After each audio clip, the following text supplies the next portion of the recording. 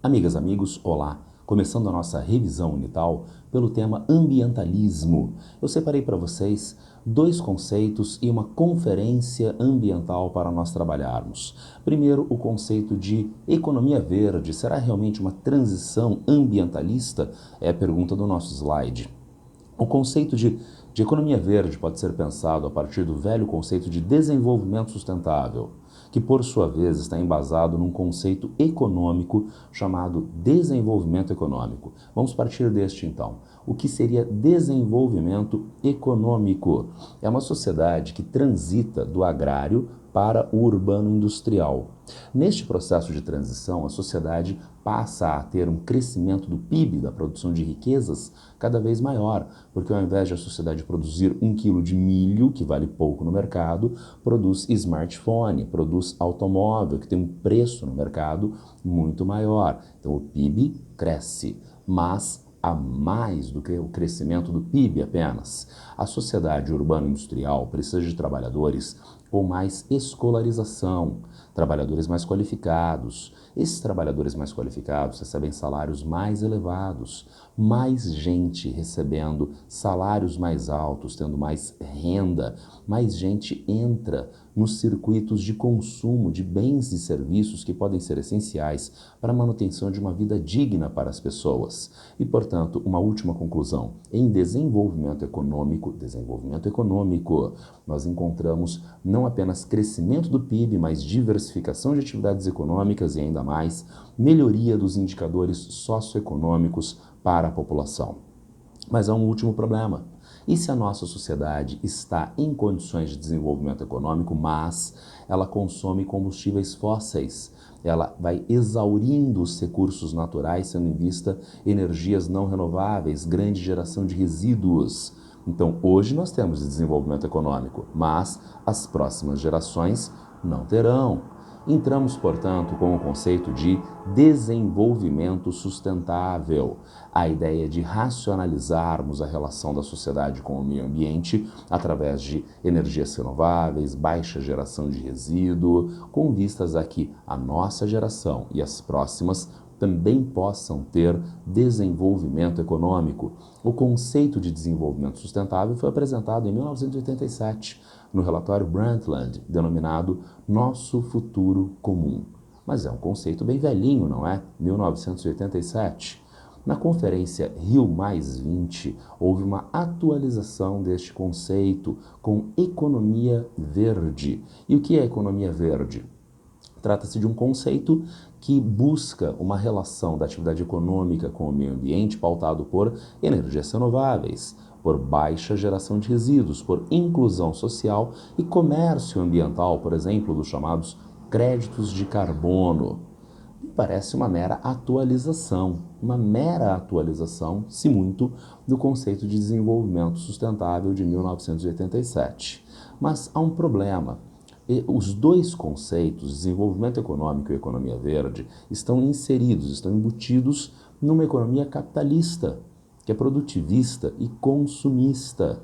E é aí que aparece o grande problema. Essa economia precisa de um grande volume, por exemplo, de energia ofertada de maneira regular. Vamos pensar em energia elétrica.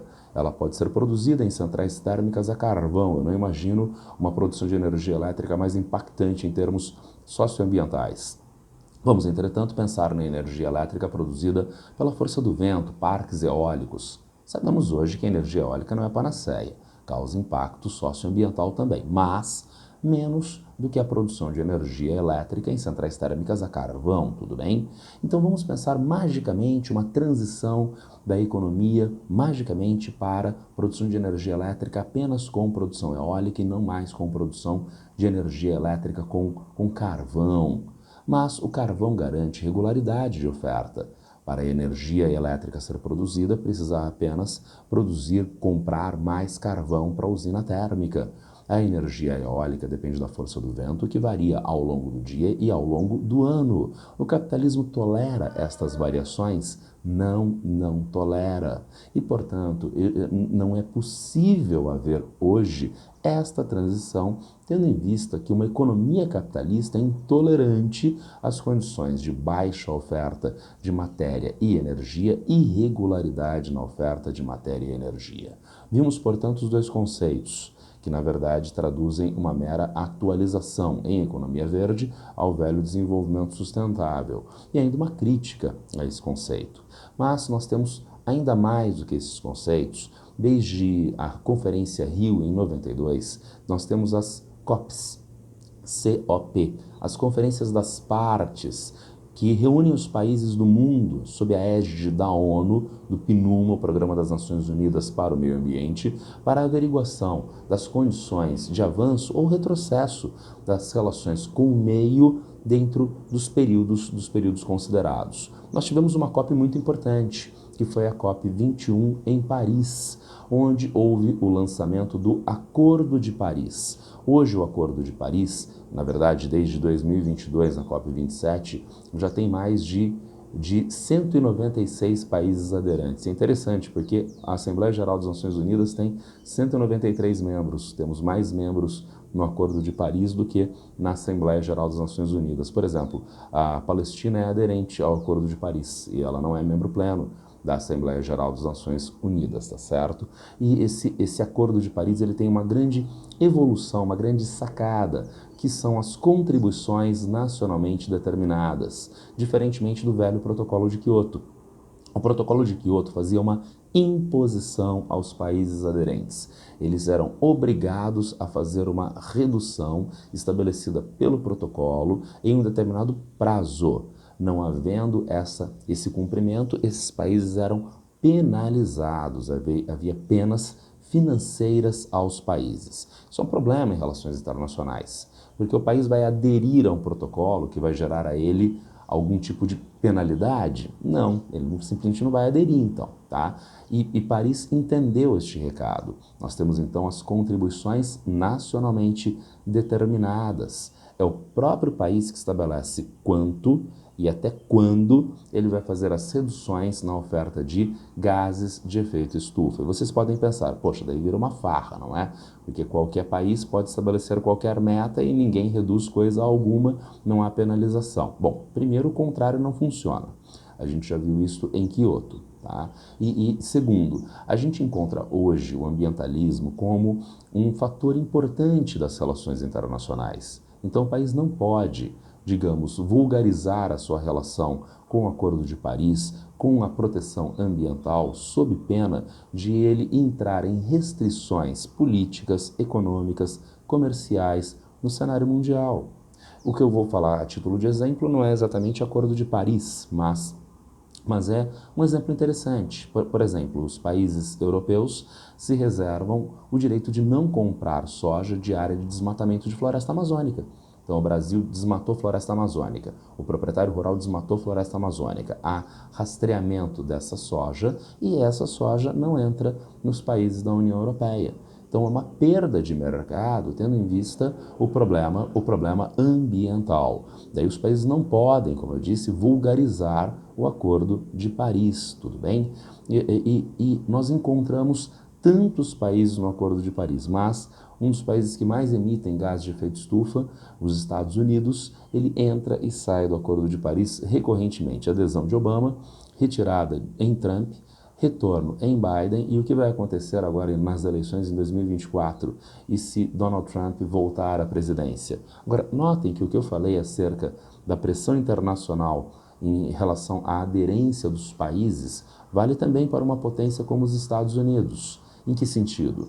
Nenhum país do mundo vai constranger os Estados Unidos, que é a potência mundial. Países como a China, como os Estados Unidos, não são passíveis de constrangimento fácil por outros países do mundo. Entretanto, por exemplo, quando Donald Trump retirou os Estados Unidos do Acordo de Paris, a Califórnia, enquanto Estado, aderiu individualmente, criando um constrangimento para o próprio presidente Trump dentro da sociedade americana. E, portanto, nós encontramos até mesmo uma potência como os Estados Unidos encontrando pressões com vistas à aderência ao acordo. E o Brasil? Como é que o Brasil entra no acordo?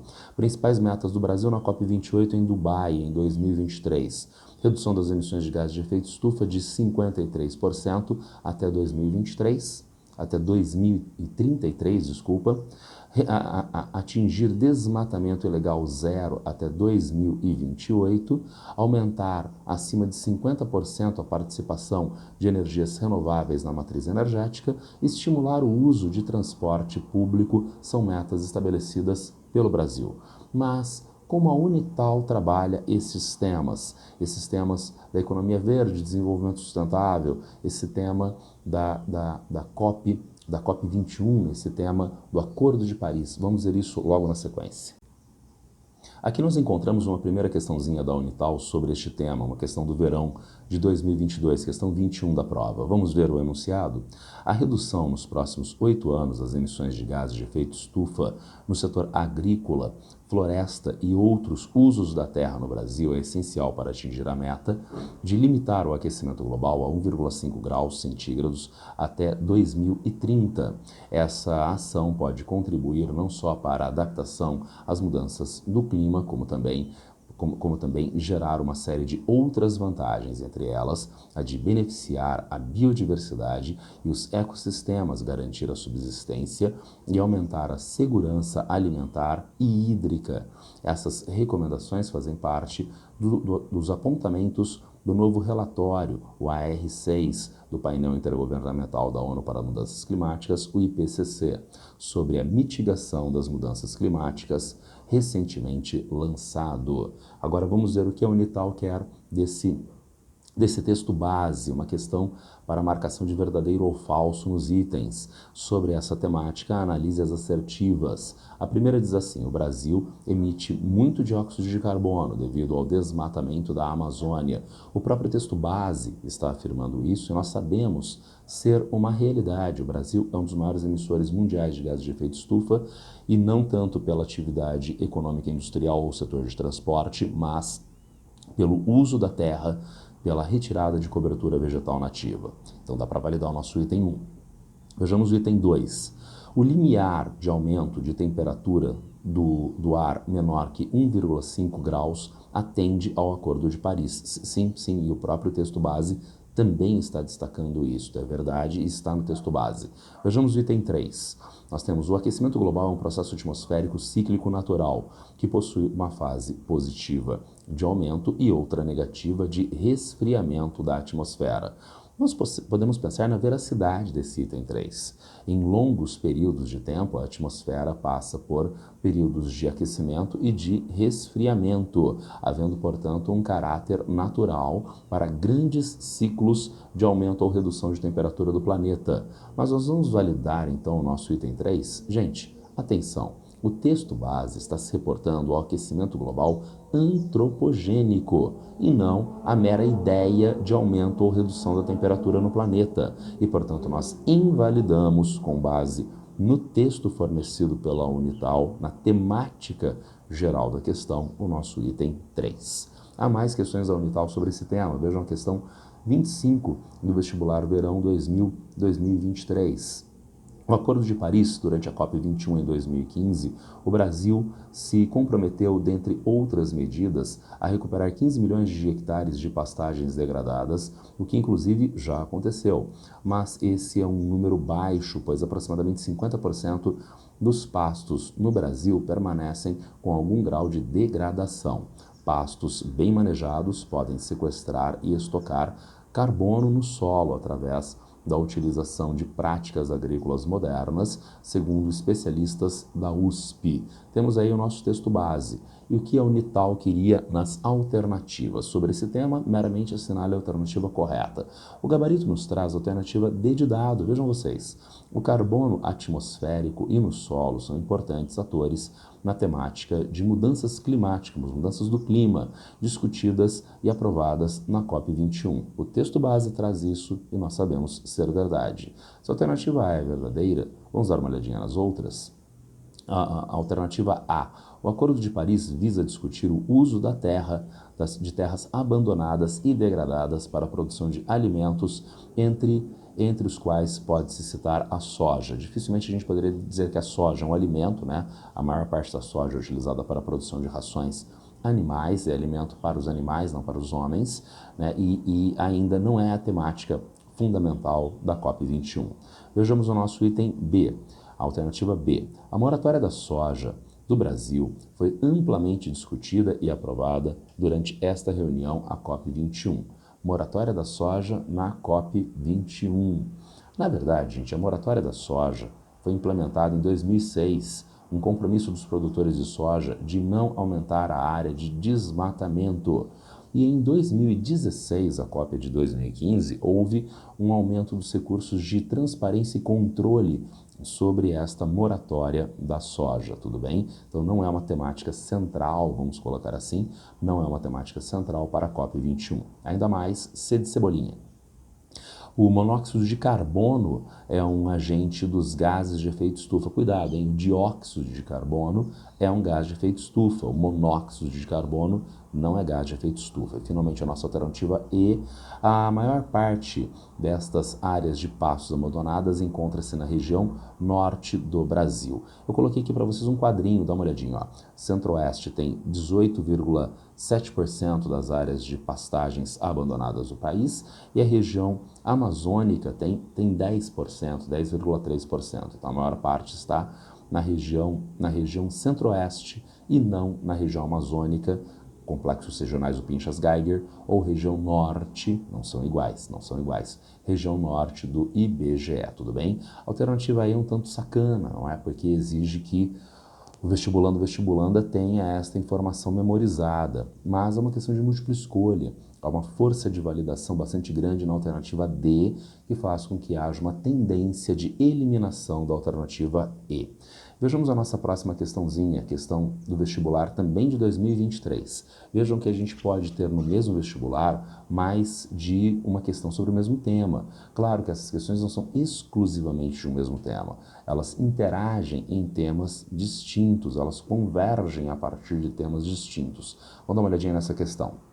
E ela fala assim, olha só, o desmatamento em terras indígenas na Amazônia brasileira provocou a emissão de 96 milhões de toneladas de dióxido de carbono entre 2003 e 2021, modificando nessas áreas o papel de sequestrador de carbono da floresta. Desse total, 59% foram emitidos nos últimos 3 anos analisados, de 2019 a 2021, quando houve intensificação da devastação. Os cientistas mostram que o desmatamento nas terras indígenas atingiu uma área de 1.708 quilômetros quadrados, equivalente a 2,38% de todo o desmate na Amazônia brasileira no período. Em 232 terras indígenas analisadas, a taxa de devastação foi, em média, de 35 quilômetros quadrados ao ano, representando aumento de 129% entre 2013 e 2021. Considerando apenas os 3 últimos anos, o crescimento foi de 19%. Consideradas um modelo eficiente de preservação da floresta, as terras indígenas têm sofrido crescentes pressões, como o aumento de garimpos ilegais. Com o avanço da devastação introduzida por recentes reveses ambientais, como o enfraquecimento da governança e a redução da proteção e dos direitos dos povos, as terras indígenas podem reverter o papel vital de áreas protegidas ao combate às mudanças climáticas e na manutenção da floresta em pé. As florestas tropicais, como a Amazônia, não têm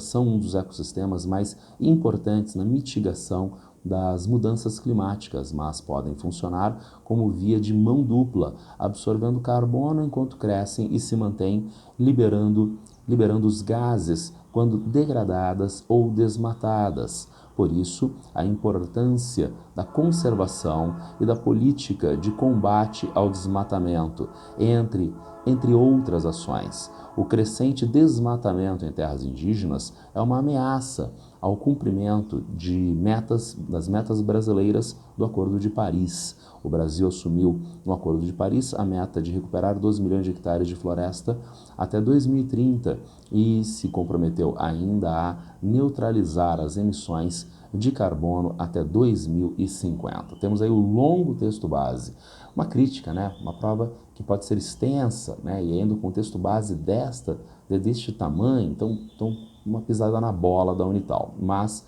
vamos ver o que a Unital quer desse texto base sobre terras indígenas, uso da terra e Acordo de Paris, emissão de gases de efeito estufa. Sobre o texto acima, assinale a alternativa verdadeira. O gabarito nos traz B de bola.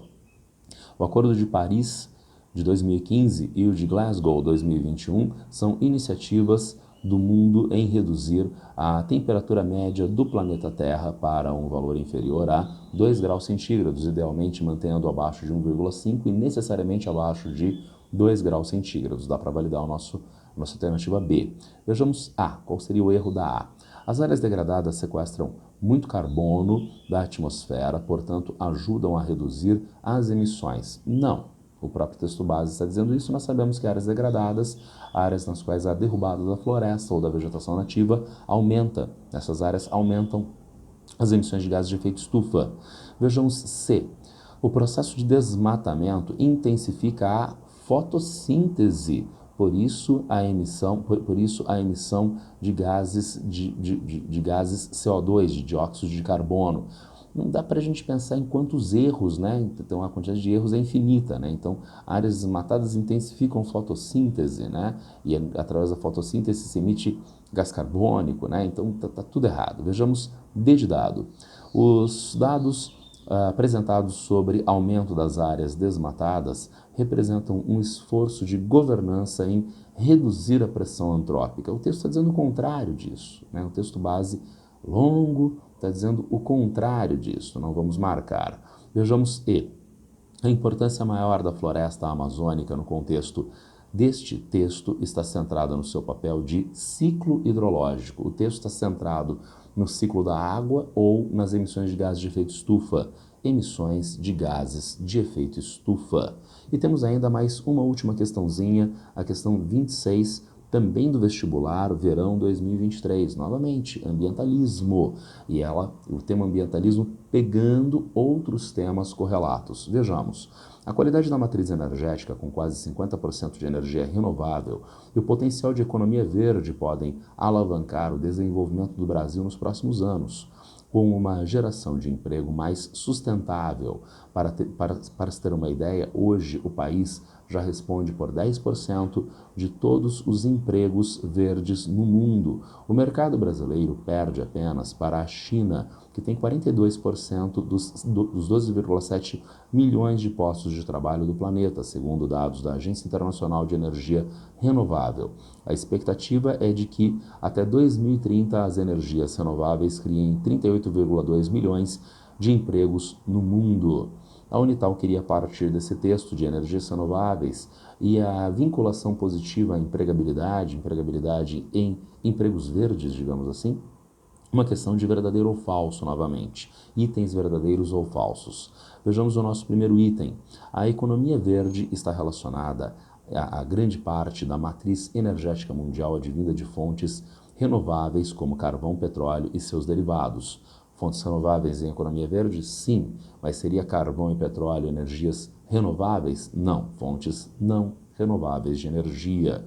Vejamos o nosso item 2. A economia verde envolve a transição do uso em larga escala de combustíveis fósseis para a utilização de fontes renováveis de energia. Parece verdadeiro. A economia verde, no nosso item 3, está relacionada principalmente à biomassa, uma energia renovável desenvolvida por meio de determinadas plantações como cana-de-açúcar. Sim, a biomassa da cana, que produz o etanol combustível e tem potencialidade para o chamado hidrogênio sustentável, hidrogênio que não é produzido a partir do gás natural com enormes emissões de gases de efeito estufa, hidrogênio que é produzido a partir do etanol. O processo de produção desse hidrogênio também emite gases de efeito estufa, mas como ele vem do etanol cana-de-açúcar, então essas emissões são ditas emissões biogênicas e, portanto, elas são equilibradas frente à nova safra de cana, elas são zeradas na próxima safra de cana. Temos, portanto, o tema ambiental, vimos os conceitos de desenvolvimento sustentável e economia verde, trabalhamos um pouco com os aspectos ligados ao Acordo de Paris e vimos algumas questões em temas correlatos da Unital. Se alguém tiver algum problema, alguma dúvida, já sabe, é só me encontrar a qualquer tempo aqui nas redes sociais. Abraço para todas e todos e boa sorte.